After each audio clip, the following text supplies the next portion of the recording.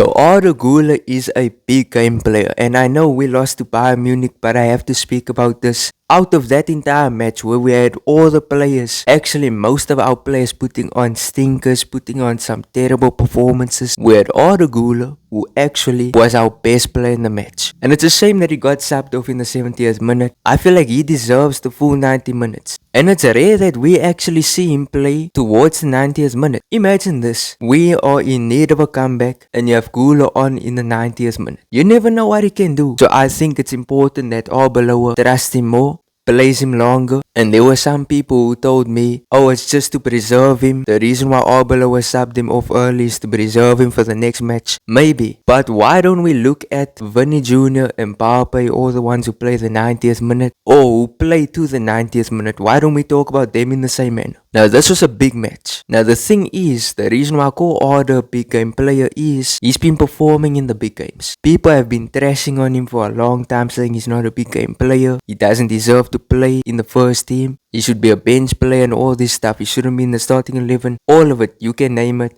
He gets a lot of disrespect. Do I think it's deserved? No. And you wanna tell me the guy who has the most chances created in the Champions League is not a big game player? You seriously wanna sit there and tell me that? This guy, I believe it's ever since the Man City match, where he had a fantastic display. And I mean, I spoke about this. I feel like I spoke about this too much. And for those of you who have been watching the channel now, you've seen these clips a billion times.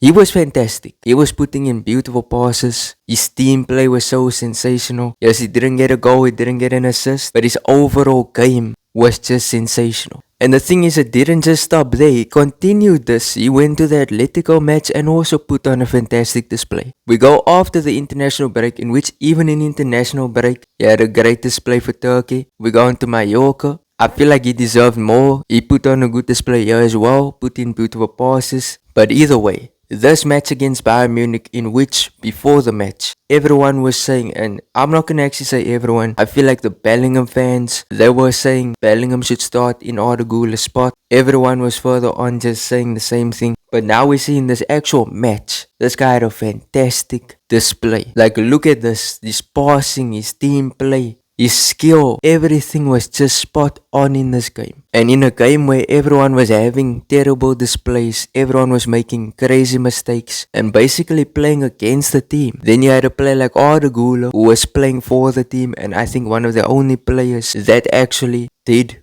good stuff in the match. Now, sure, Mbappe and Trent, they scored the goal. In the overall match, if you watch the match, Güler was by far the one progressing the ball, passing forward, just being progressive. You get what I'm saying? Just being a progressive player. He was that. And overall, I would say he's a completely different player to what he was just even a few months ago. His defensive work is good. He's quick with the ball. He's quite press resistant. Like, I mean, before, this guy was slow on the ball. He would lose position. And when you look at matches against Marseille, you can understand why people were saying he's not a big game player. Because in that match, the guy was off. He had one of his worst performances ever, and it's because he was too slow. But now, you can look in the matches now against Bayern Munich, high pressing, heavy pressing, aggressive and all that stuff. This guy was very quick with the ball. And I think what makes Arda Guler truly so special is his passing, because his passing is just top notch. This guy has probably like a 99% pass accuracy rate. His passes is so good. And then to top it all off, he has his occasional skill, dribbles. The way he's mixing it together, it's perfect. And I think this is not a benchable player. I don't think he's benchable. Arguably our best player. And I now think even with Bellingham's return, I don't think Arda Guler gets dropped. I think maybe Pitach maybe gets dropped. I don't know. I think it's a bit too soon for me to say that. And we've seen a midfield between Bellingham and Arda Guler, and it's not been that good. Let's be honest, they've had their good moments, don't get me wrong. I think a player like Pitach is very necessary in the match. And I mean, like, he's only 21 years of age now, and I feel like he's already matured a lot. Let's even look at his character on the pitch. I saw this guy like pushing the players. Like, he seems like a player that's not scared of getting into interactions with the other opposite players. Like, I saw him and Olise, And I think it's good because it shows this guy can even become a future captain one day. You never know if he stays at Real Madrid, of course. So I overall think his success is inevitable. The only thing that can stop him is himself. If he becomes like a Camavinga and starts not putting in that much effort anymore, then he's gonna definitely get back to the bench very soon. But I think with Arda, this guy has a good mentality. I think he's gonna be around for a very long time. And people forget he's only at the beginning of his career. It's gonna be interesting where we're gonna see this guy in the next few years. You know, another thing that people always talk about is the arrival of Nico Paz. People say Nico Paz is coming next season.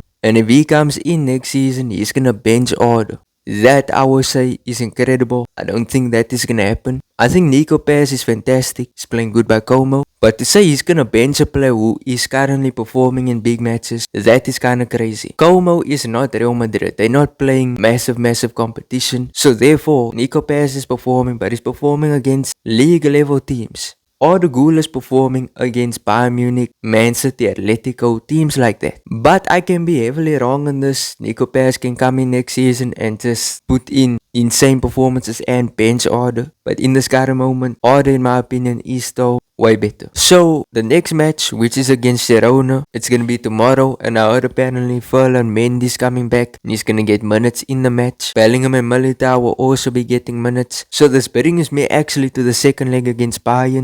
I have a new lineup that I think would be kinda perfect and a bit realistic. It's like a bit of mine and a bit of maybe what Arbeloa is gonna play. So this is the lineup. So you see Mendy starting. Mendy would be a big plus. But that is not the thing that you're probably thinking about. You're thinking like, who the hell is that at CDM? Steenhausen. You know what?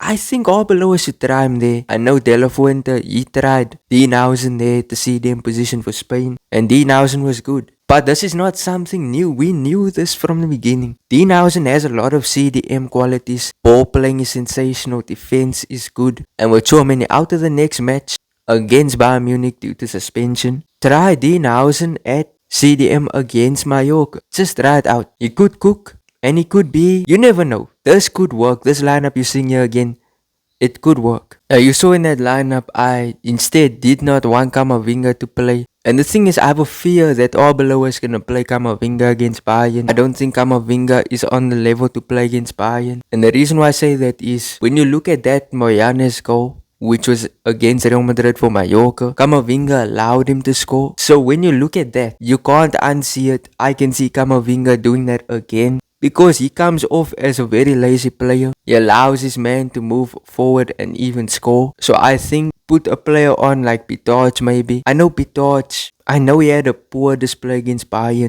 but he runs and he's very aware defensively. For that match, I would rather play Pitarch than Camavinga. But either way, tell me your thoughts in the comment section. I will be reading, will be responding.